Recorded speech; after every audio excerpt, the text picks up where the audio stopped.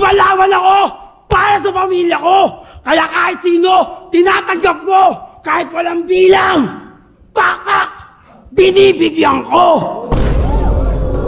At kung totoong puso mo nasa flip-top, dapat wala ka dito ngayon. At kung totoong puso mo nasa flip-top, hindi ka masisilaw sa 1,000,000. Nagulat ang buong sanlibutan, at ang mga taga-ibang planeta sa ginawa ni Aklas.